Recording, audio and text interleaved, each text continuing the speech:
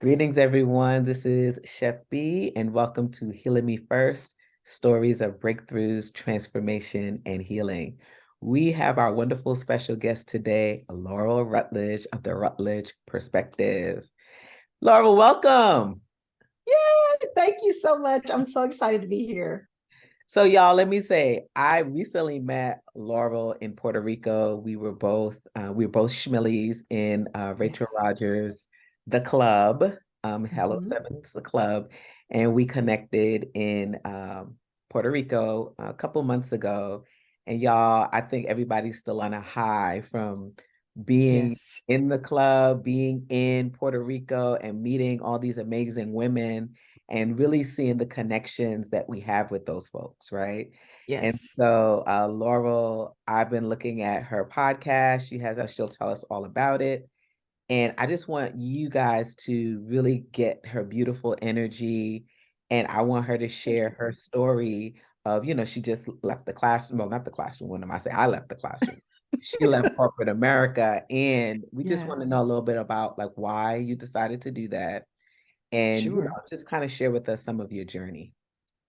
Absolutely. And this is perfect timing because I do believe that, we're all at some level on a journey of healing from whatever. And for the longest time, I didn't think that my story mattered that much because it wasn't your traditional or stereotypical story of trauma, right? My parents were great.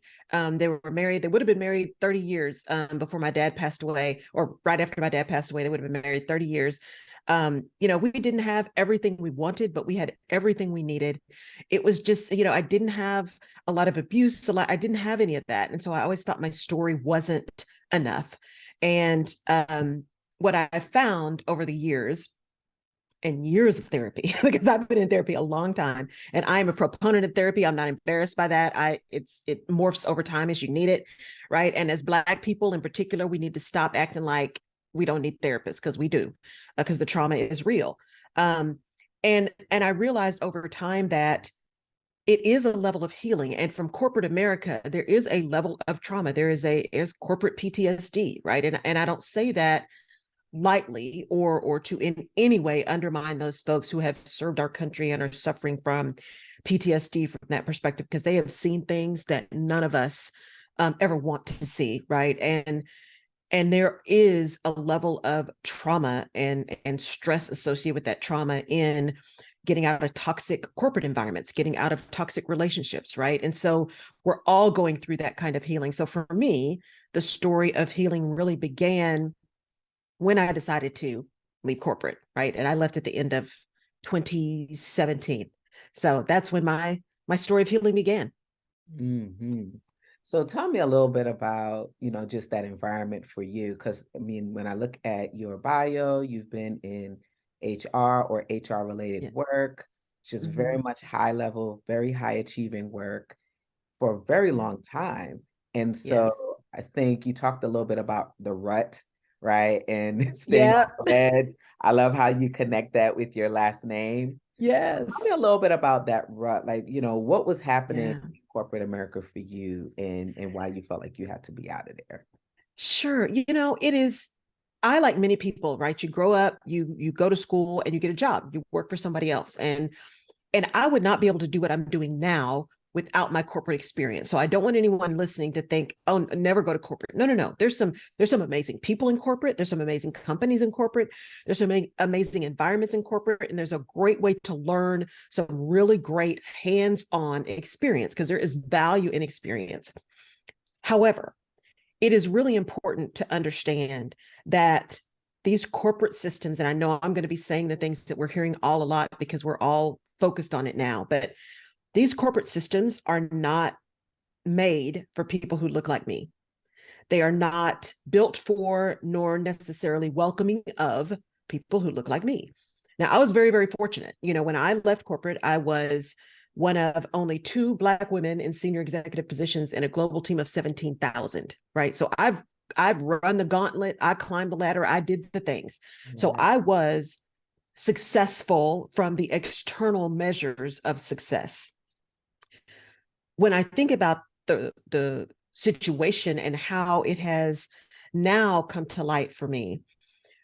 That whole 30-year history of, being an accountant in oil and gas, losing my very first job. They hired 5 of us new, laid 5 of us off in 5 months, right? That was my very first introduction to work life after college. Then I went to a place where I really met some extremely great friends of mine who are still friends today, but had a boss who actually threw a book at me in a meeting and then told me it was my issue. I had a chip on my shoulder because he had lots of Black friends. True story. I'm only not calling out his name because his name doesn't matter. And then I went to grad school and I wanted to go overseas, and I finished my graduate degree in Spain, and I loved it. To this day, I don't know how I did it because 3 of my 4 classes were in Spanish, and I just started learning Spanish when I got over there, right? But even there, I remember being in the subway waiting for my partner. We were doing what they called an intercambio, right, where I was speaking Spanish and she was speaking English, and we were just kind of helping each other.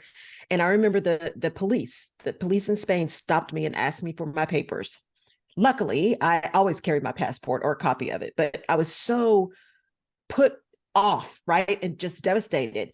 And and then I started working again, and my dad passed away, and I was going to move back to Texas, but I ended up going to Deloitte, and that was a whole those professional services firms. That's a whole different animal.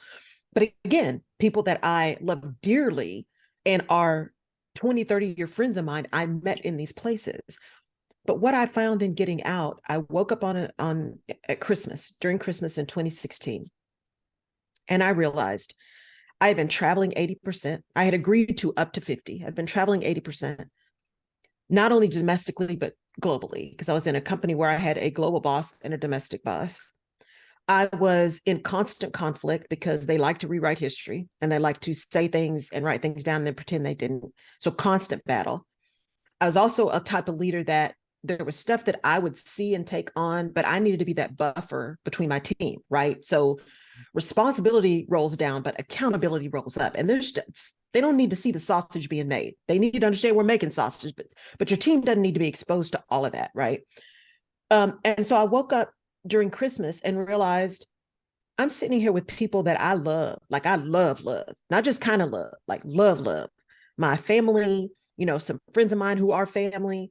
And I was so irritated that they were even in the room breathing my air. And I thought, this ain't right. Right. This ain't right. Something's not right. And in that moment, I said, this is not okay. This is not okay. And I have a choice. I had gained at least 60 pounds, right? I was traveling so much and I was still exercising. My lovely trainer, we found a way to do some things remotely, but when you're not sleeping, I didn't sleep on a Sunday night for 5 years. 5 years. I did not sleep on a Sunday night. When you're not sleeping, you're not eating well, and you're exercising, but you're sitting all the time. I would literally did not have time in my calendar to go to the bathroom, right? I was eating on the go. I mean, it was just bad for me. And I decided then and there, I'm done, because I'm not going out like this. I'm just not. I am not. These folks that I am working for are not important enough in my life for me to lose my life for them. And while there were people that were very important to me and that I cared very deeply about and still do, and some of whom are really, really good friends of mine, and we will stay friends forever because our friendship wasn't about the company. Our friendship was deeper than that. That environment was not worth my continued energy because resources are limited, right? Time, energy, money. Time is absolutely not renewable. So why was I going to spend any more of my time? So I decided December 2016, I was done. And I went in that February to my first meeting in Germany and said, hey, I'm done. You guys got until May, because we were doing a big project. And my goal, I was very prayerful about this. And my goal was not to ruin them or hurt them or any of that kind of stuff. That was not even my purview. This was about me. It wasn't about them. And I walked in and I said, you guys got until May and I'm out. And I literally was ready to, I didn't have anything at the office anymore. I mean, I could literally pick up my purse and catch a plane and be back home. That's how done I was. And they panicked, right? They hadn't been paying attention. And so long story short, I ended up staying through the end of 2017. They asked me to stay. They asked me to just stay. And I'm like, I'm not staying. You can extend my date, but that's going to cost you. And I put together the package that I said, here's what I need if you want me to stay. And again, I was in a place, and this is really important for you guys to listen to. I was in a place that I'd already decided I was leaving regardless of what they did. That meant when I said, here's what I wanted, they didn't have to give me any of it. But if they wanted me to stay, that's what it was going to take. And I was willing to walk away with nothing because I was ready to go. So when you get to that point where you're just done, just make sure you know what your bottom line is and be ready to be through. You will know in your spirit, because I wasn't angry. I wasn't upset. None of that. I was so neutral. I was just done. I was just done. And that, to me, that environment, the minute I told them I was done, it was like a weight lifted. And I did not disappear for the rest of that year. I still worked. I still had to be me. I still showed up the way I was brought up to show up, right? I still executed. I still did all that stuff. I prepared them to be able to go forward with what I had left and put in place. Whether or not they did it was up to them, but I did what I was supposed to do. So I didn't just walk away and just kind of sit on my butt for that time they wanted me to stay.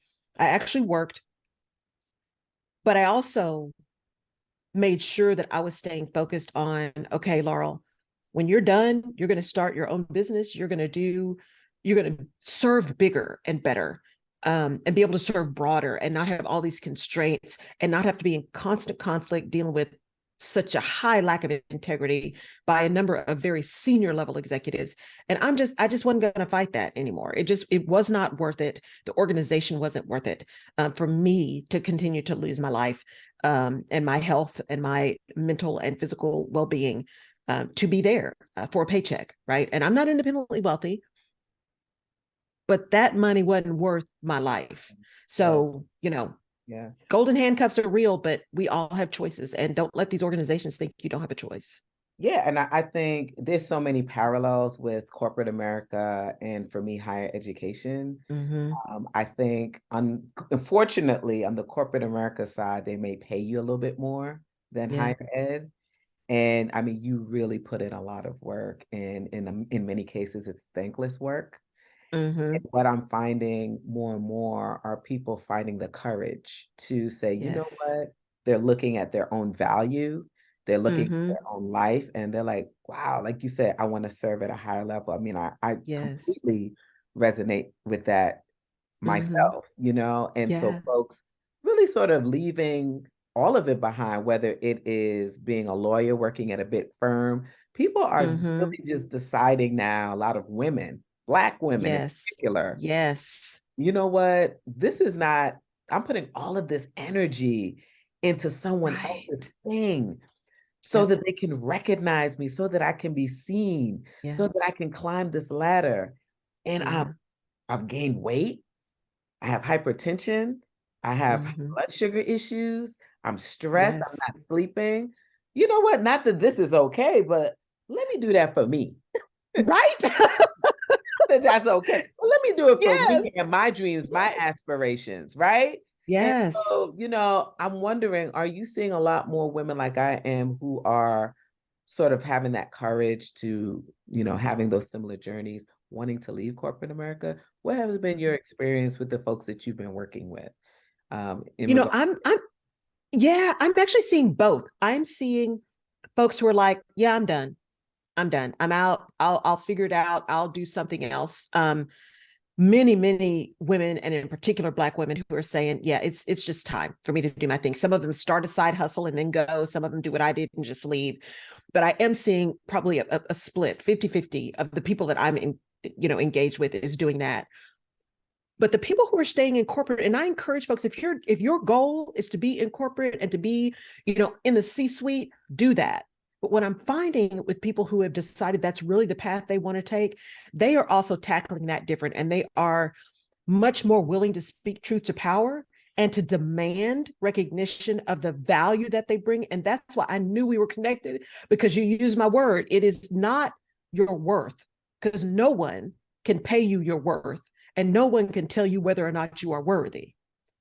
an employment relationship is a value decision, Yes. right? They are paying you for the value that they believe you bring. That's right. You have to make the business case for the value that you believe you bring and what that commands in terms of compensation. And so I'm finding more and more people who decide to stay in corporate are willing to have conversations around value as it's tied to recognition and reward and position and title, right? That's the challenge, I think, with the earlier career people. They're like coming out of college and I demand 6 figures and blah, blah, blah, blah, blah. Ask for what you want because we have not if we ask not, and understand you don't know nothing, baby, not yet. You're extremely bright, but you don't know nothing. So what value is that 6 figure going to give a return for my business? It's a value discussion. And so I'm finding people now being able to have a discussion on two different levels. I'm done. It's no longer where I want my value to be given because we don't know how many days we have on this earth. And I want my value to be where I want to deliver it. Right. Or no, this is where I want to be because there's other people coming up. There's other things that I know I can do and impact I can make to this organization, but you are going to treat me appropriately and value me appropriately because I'm not having it any other way. And I am willing to leave to go find that somewhere else. So I'm finding kind of a mix. And in both cases, I'm finding lots of power and lots of encouragement around that. So with that, once you left, so I want to go back to you Mm-hmm. and sort of Yeah. your lifestyle changes. What kinds of Yeah. lifestyle changes did you make now that you own your time back? Like you basically Yes. earned your time back. And so what were some Yes. things that you put into place? Because you said that you had gained 60 pounds. Mm-hmm. What did that look like for you in sort of the healing process of Yeah. leaving that space and now really focusing in on you? It was really tough for me. And I'll say this, the reason it was tough is because I personally have some very significant body dysmorphia issues, always have. My first diet was in 5th grade and I remember it. I remember dieting to go from 95 pounds to 85 pounds in 5th grade. I remember I would eat a half a sandwich and a little carton of milk every day and I was starving.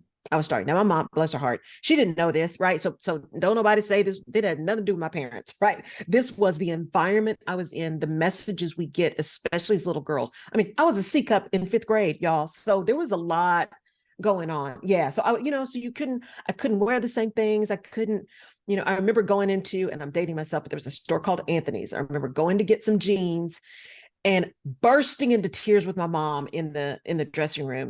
And I'm like, I'm just so fat. She's like, baby, you've got hips, right? I mean, and I will never forget that conversation. So when I came out and started on this journey, and like I said, I was in therapy for a long time. I probably started therapy about 2010. And we really started to unpack that because the narrative I had for me was it didn't matter what I ate or how much I exercised. My body was not going to respond. So Mhm. I would get to a certain amount, a certain loss, and then it was going to come back. It just wasn't going to work, right? That's the narrative I had. And I did leave with the lovely gift of type 2, right? And I don't have blood pressure issues or any of that, but I do have type 2. And again, I'm like, I'm not going out like that. I don't intend to lose toes, feet, heads. I'm not doing that. That's not how we're doing this. So we're going to have to figure something out. And I have an amazing trainer who, well, let me back up. So even though I gained all this weight and I had all these issues, one of the things that I am that is just inherently who I am is extremely self-aware and extremely aware of my body. And so I have a trainer who has had injuries before because I have a bad back, I have bad knees, I have all the things, right? Who has been injured before, who's had weight issues before, who is also very much into paying attention to her client. And so if you say where you want to be, she's going to help you get there. If we're doing an exercise and it doesn't look right, she asks, is that painful? Or is it uncomfortable? And she's like, we don't do pain. We don't do pain here. I know enough and I've trained enough and I'm educated enough, not trainer by correspondence, right? Educated enough to be able to find a way to get to that same muscle group in a way that's not going to hurt. So let's not do that, right? So I put a village together with my internist, my endocrinologist, my trainer, my therapist that truly are my village, that are my board of directors for my health. And I had to dig deep into what those narratives were for me. I had to get my blood pressure, my blood sugar under control. I don't do needles, right? So I'm like, if I get really, really bad, I have to be insulin. They may as well just dig my grave and buy my casket now because I don't do needles. I have a serious needle phobia. And so I actually wound up spending so much money going into a doctor's office every other week to get a shot for a while. It was devastating. I was like, Wow. this isn't working for me. It's not working. We got to do something else. And so I actually ended up going plant-based, which made me feel a lot better because I don't like the active eating. I hate to chew, right? I get tired of chewing. So the all the diets, I've been on everything, all the diets where they're like, this is more volume. I don't, I hate to feel full, all that. I got all the things, right? Right. And so for me, it was finding people around me who understood what my goal was. Mhm. I don't look at numbers anymore. I can't. I truly get obsessed with numbers. So I haven't been on a scale in forever, but my doctor knows, my trainer knows, right? I tell everybody, here are all my people. Y'all are now all connected. There is you have my HIPAA agreement to talk about whatever you need to talk about to each other because I'm not starting all over, right? And so I focus on, again, through a lot of work and a lot of therapy, I focus on how I feel. I focus on how my clothes fit because the mirror lies to me because Mm, I don't see the mirror truthfully. I remember the first time after I'd lost a bunch of weight, I went to buy some clothes and I picked up a size 16 and it was swimming. And I was like, but wait a minute, this is what I wear. This is what I see. I see right, a 16. right, right, And I think I ended up with a 12, right? And I was in tears. I was in tears. I'm like, I don't remember the last time I had on a 12. right. And so for me, that journey to health was finding the right team around me who listened to what I wanted, who understood that I really do know my body. And if it's not working, I will say it's not working. Or if it's just uncomfortable, I'll say that, right? Why lie? And finding those people enabled me to dig deeper into, let's focus on what it feels like because I can think my way into or out of anything. That's what I've been trained to do. But that getting in deep to feeling, even though I'm very self-aware, that focusing on the feeling first was something I really had to work through with my therapist because she's like, you can think your way into and out of everything. I want to know what you're feeling. What does Mm, your body feel like? And where are you feeling it? Identify it, right? Lots of EFT tapping, lots of visualization. That's the stuff that worked for me. And drinking more water because I don't drink a lot of anything. So it's not like I consume other stuff. I just don't consume a lot of liquid. Um, so really forcing myself to drink water, finding that if I eat, about 4 times a day that I can handle. Because otherwise, like you eat 6 times a day, you have to have this many calories. I am obsessive. I'm like, okay, let me set the alarm. I'm 2 minutes late. I can't. Laurel, eat about 4 times a day. Make sure you're getting in your water. Make sure you're doing some mobility because your hips get locked up because you sit so much. It's been all about being honest with me and finding people around me with whom I can be honest and who also have expertise that can help me move and can find creative ways to make it work for me. Because I got stuff. I'm wired up different, I think, sometimes. Because there'll be things that hurt on me, and my trainer's like, wait, what? Where is that hurting? I'm like, I don't know what to tell you. So it's all about team. It's all about village and about deciding. I just decided I felt bad and I didn't want to feel bad anymore. And I didn't want to look like I felt. I needed mm. to do something different. And it wasn't about the size, it was about how it felt. You just emphasize something that I talk about all the time, which is finding your wellness squad. Mm-hmm. And you called it the village, right? Or the Yes. team. But I do think that's so important. I think that in terms of having the village be like a group of professionals, and then the Yes. village being people who you feel really comfortable. I call them critical friends, but you know Yes. that they have your best interest at heart. They're not going to hurt Mm-hmm. you. They're just Right. sharing with you and helping you to see things that you don't see. I Mm-hmm. think that's so important for all of us to Yes. have, particularly when we're on a healing journey, you know, Mm-hmm. and when you're actually really working to shift the needle with a health issue or chronic Yes. concern, you know? So Yes. I love that you really brought those people together and that Mm-hmm. you really made it a team effort to get you to where you Yes. needed to be.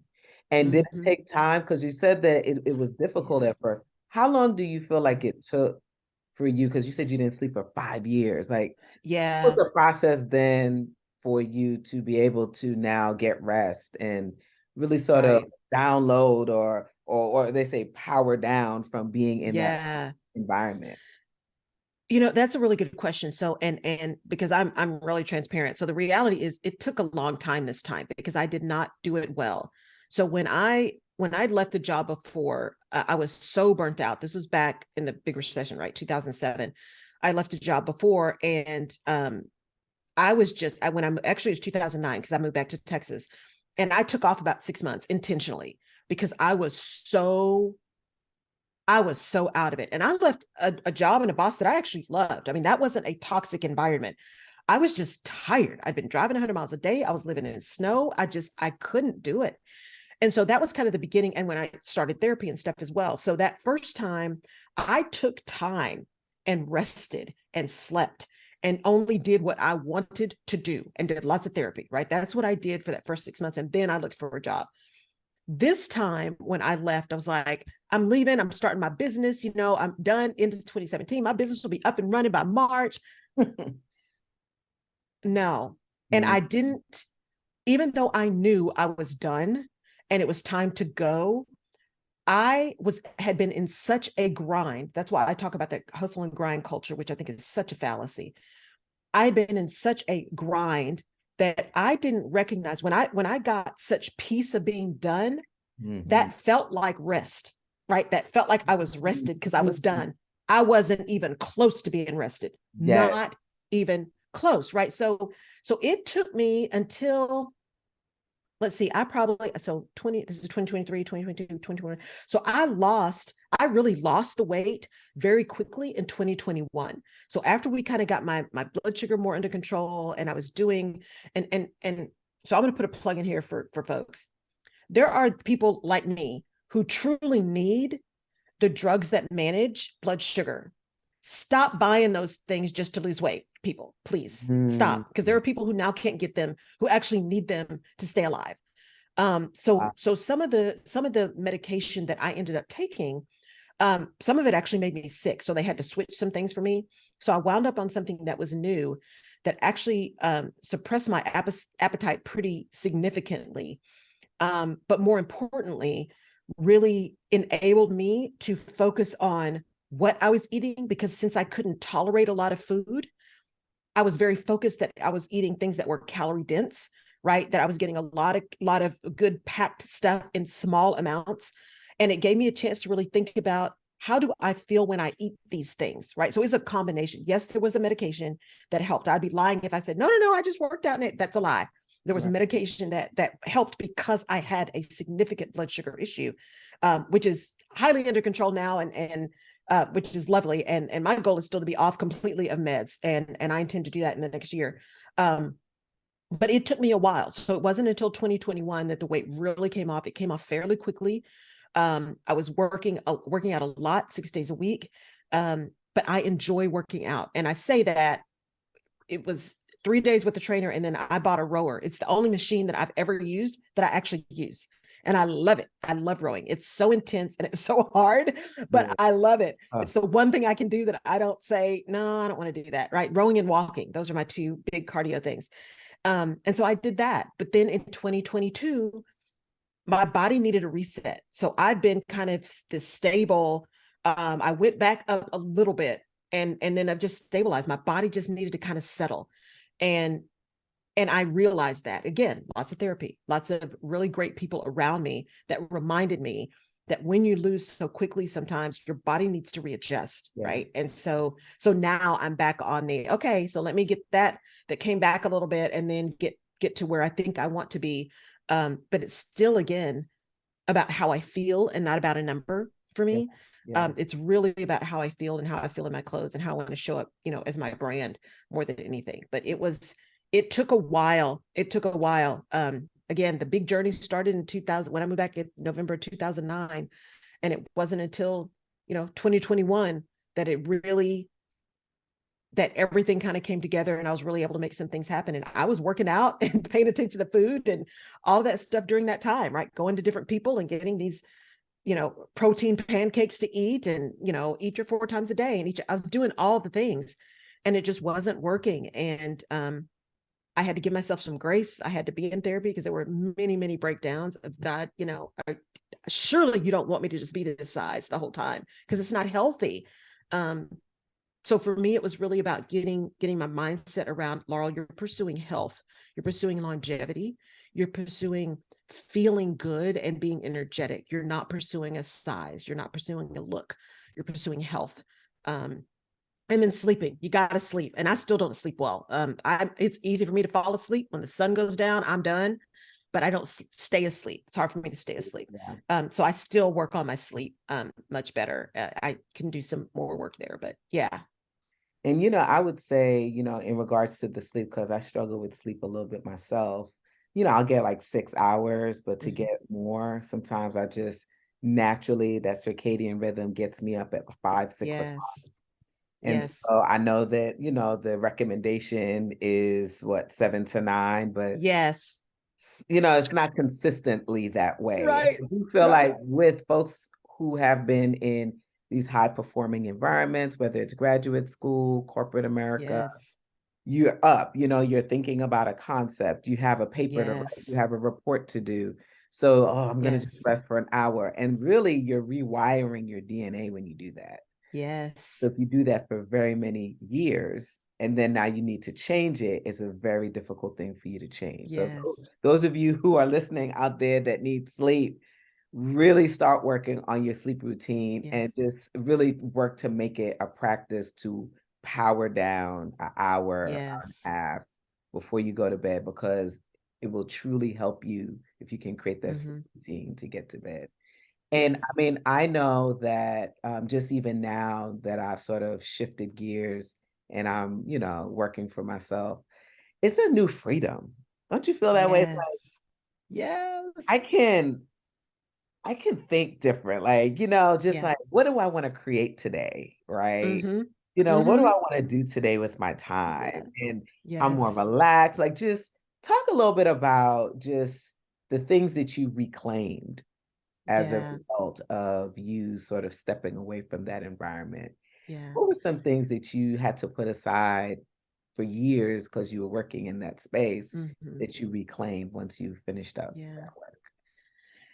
That's such a good question. And I work on that daily too, because I am that type A and I spent so many years just drive, drive, drive, drive, drive, right? And I would find myself, in my bed, there was a meme that came out, for single people, the whole other side of your bed is like your computer, your phone, your books, right? And so I would find myself like, I'm so tired, I'm just going to take a quick nap and then wake up, at 2 o'clock and start working. It's just habits that you think make sense at the time, but then get seated and then become truly habitual. Yes. And so for me, what I found was, one, having the time to really um, do therapy and manage my schedule the way I wanted to manage it. Although that has also been a journey. So I don't Yeah. want anyone to think it's easy. It has also been a journey because those habits are sticky. I call it the spider web effect. It's all of those little bitty habits, those narratives that aren't necessarily conscious, um, that but when you walk through a spider web, you know how it's sticky and it still feels like you got stuff on you even when it's gone. I call it the spider web effect. It's the stuff that still sticks with you that you may not even know is there. It's so fine and so thin you can't really see it, but it's there sticking to you. And so for me, what I found in this freedom is I can do whatever I want to do when I want to do it, which is awesome, including building my business and work on my business and doing all these things. The other thing I found is I get to spend a lot of time really focusing on me and what I need to do. Because when you start in entrepreneurship, all of that stuff that you've been putting aside because you didn't have time to think about it all comes up. So all the mess comes up. Yes.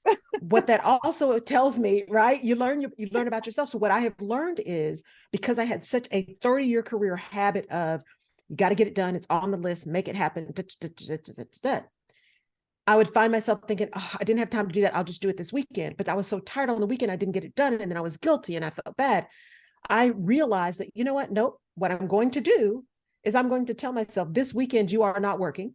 You recognize it's going to be there on Monday, but that's just the way it's going to be. But you're not going to deal with it this weekend. So I had to consciously have a conversation with myself to make a decision about where I wanted to spend my time. And so that freedom to do that, the freedom not to take a meeting, the freedom not to show up, the freedom to show up the way I wanted to show up, the freedom to have pink in my hair and have it twisted, right? Just the little things for me were freedom. And now, this is year 6 of the business now. It is truly now coming into what I think it was always supposed to be and what I knew when I came out. So everything that I'm finding coming back to me, all the God winks I'm finding, all the things that are coming through to me were things that I said I wanted and knew that this business needed to be in 2018 when I started. But I got connected to other people and who weren't bad people, but they weren't connected as much to my vision. And I wasn't as knowledgeable about, especially the whole online. So that wasn't my thing. I was a brick and mortar girl. So there was cracks enough that it allowed other people's vision of what I should be doing to overshadow my own. And so I've now had the freedom to really delve into, no, thank you so much. I really appreciate that. And it was great learning. And I've had 5 years to really delve into stuff. This is what we're doing now. Right. This is what we're doing. This is who I am. This is how I work. And guess what? I have a great network. If I'm not your person, that is not offensive to me at all, because service is about serving. So if I can't serve you, then I will do my best to help you find someone who can, because it's not about me. It's about serving you. So that freedom for me has been time freedom. It has been spirit freedom, right? Just my spirit is lighter.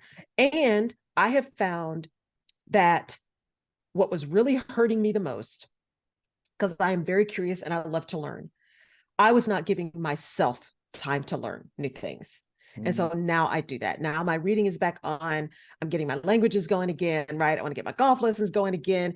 Those kind of things that I didn't make time for when I was in corporate, because I was making sure everybody else got their stuff. And then when I first started the business, it was so up and down and trying to figure it all out that I didn't feel like I had the time to do that.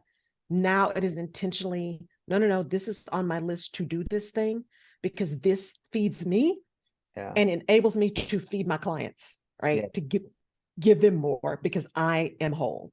Yes. And, I think that's a great place to stop. And then I'll wrap up with asking you another question. I really think that we as CEOs, women, when we serve at that level, when we're serving ourselves and when we're pouring into ourselves in that way, it really just helps to expand our creativity. It helps us to expand as bosses so that we can show up for our clients in these amazing ways. When you're just running the rat race, you really can't show up the way you want to show up. But when your mind is free and clear and you're able to just sort of take in new information and just like absorb it and feel it and resonate with it, oh my gosh, you can really inspire and enlighten clients in ways that they could never imagine. So this work is important. The fact that we found the courage to step away from that old life and into this new space, and then for us to reclaim the things that really give us passion, it makes everything better. It just does. It makes everything better. Yeah. So Laurel, please tell folks how they can connect with you, what's coming up, tell them all the things, and we'll make sure we put them in the show notes. Yes, thank you so much for this opportunity to do this and to share with your audience. I am Laurel Rutledge. You can find everything about me on my website. So laurelrutledge.com. Understand that it's going through a refresh right now, so you may see some really kind of interesting things, but it is out there. I do have a podcast, the Rutledge Perspective podcast. Would love for you guys to listen to that. They're short and sweet.